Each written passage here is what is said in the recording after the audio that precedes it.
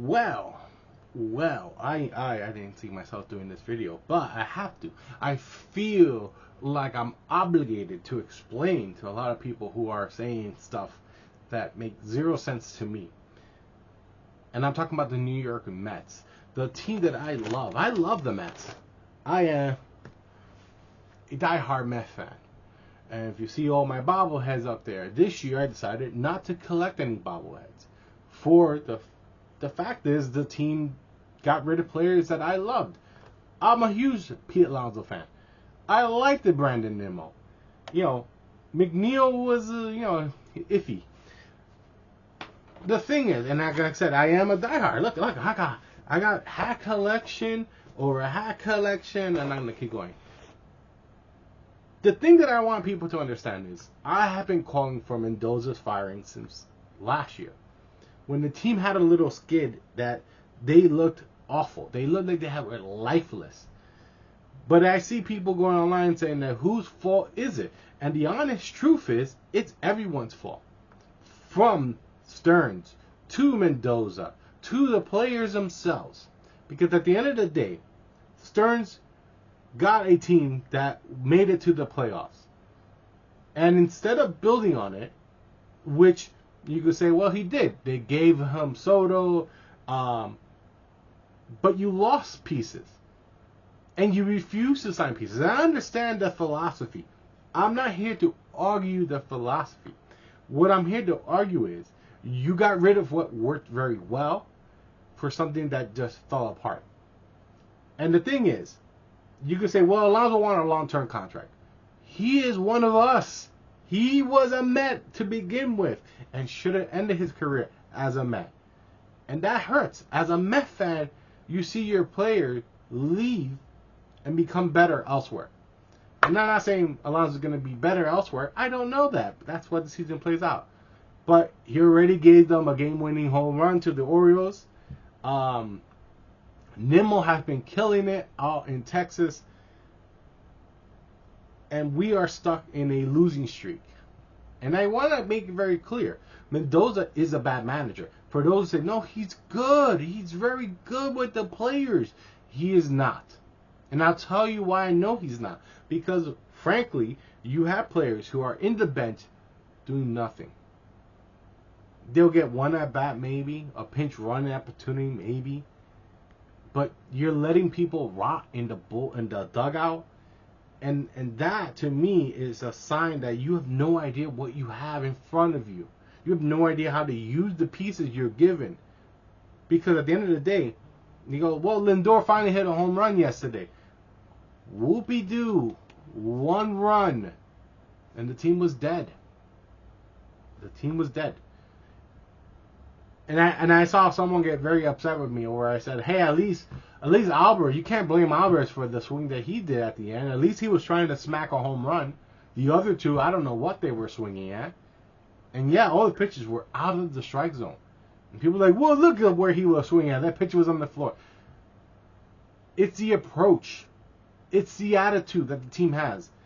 Pedro Martinez recently said that the team dynamic needs an identity.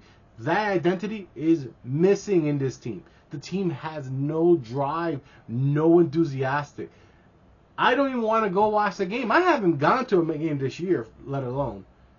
And I have no intentions of paying to go watch the Mets because I feel betrayed. As a Met fan, I feel betrayed by the fact that they got rid of players that I liked, players that I loved, players that I grew up with.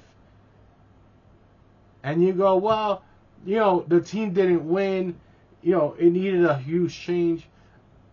The team dynamic is the same. If you haven't noticed, they're losers.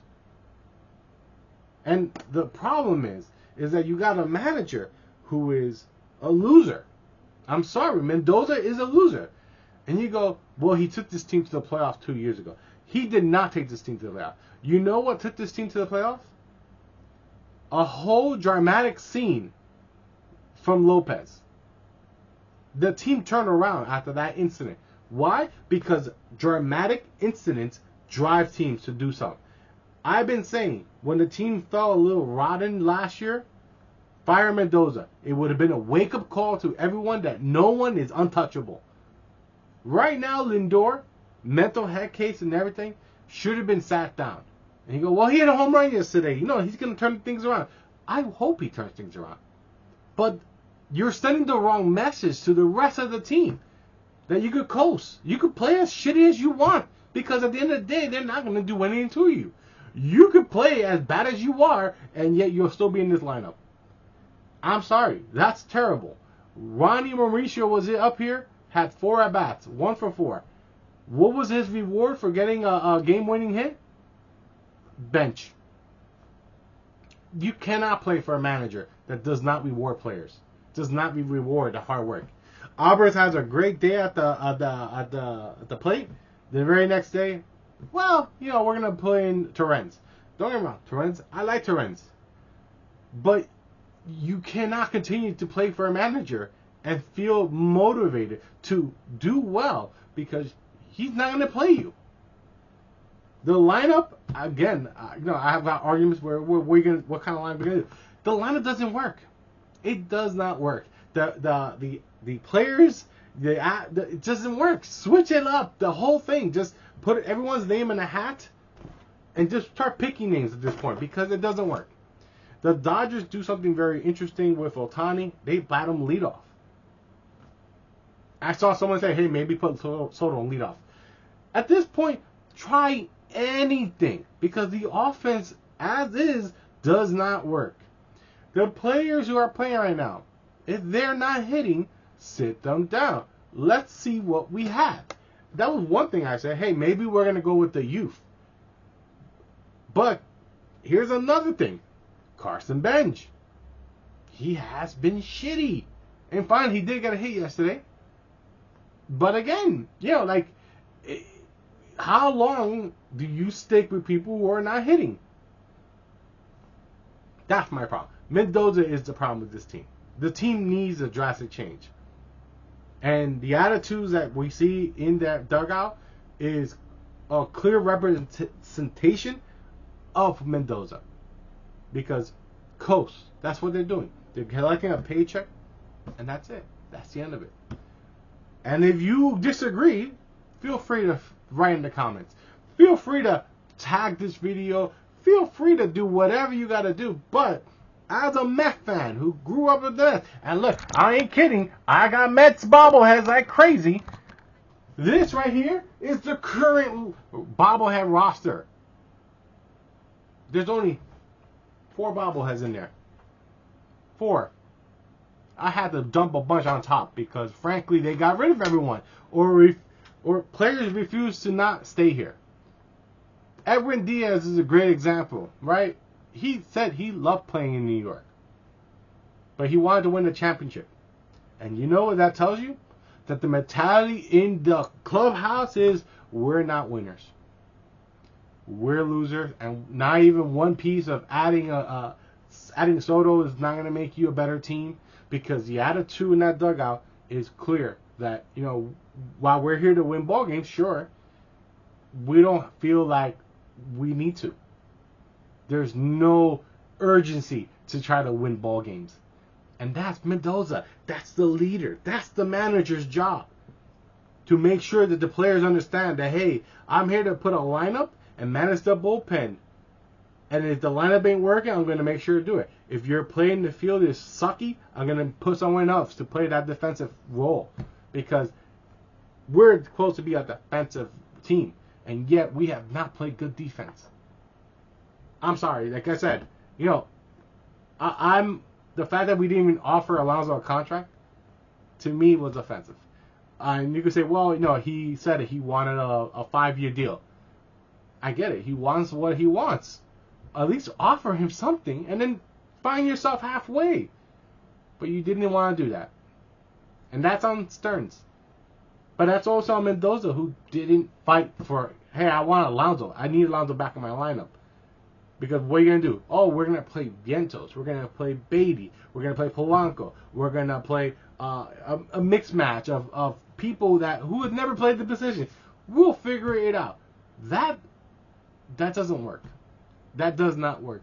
And like I said, I am refusing to buy tickets this year to the Mets because they haven't earned my money. I paid a lot. I went to a lot of games last year. I'm not going to that many games this year. And I'm definitely not paying for any of them. So you know what? No. And you know, until this team shows me why I should invest in them, I'm just gonna watch from afar, cheer from afar. Because again, I love the Mets. I'm gonna cheer for them regardless. But I need them to make a change that's gonna impact this team going forward, and that change happens this week. Because right now the Mets are in a losing streak, and I am telling you that they're not turning this thing around. They're not going to just start hitting all of a sudden. They need a massive change that's going to make them wake the fuck up. That's what's going to happen. And I'm telling you right now, that big change that can happen, get rid of Mendoza. And all these commentators keep saying, Mendoza's not the problem. It is Mendoza. It starts at the top. Now, you're not going to get rid of Stearns. And someone said, well, Mendoza is a Stearns guy. Guess what? I don't care if this guy is your best friend, your husband, your wife, whatever you want to call him. He ain't doing his job. Get rid of him.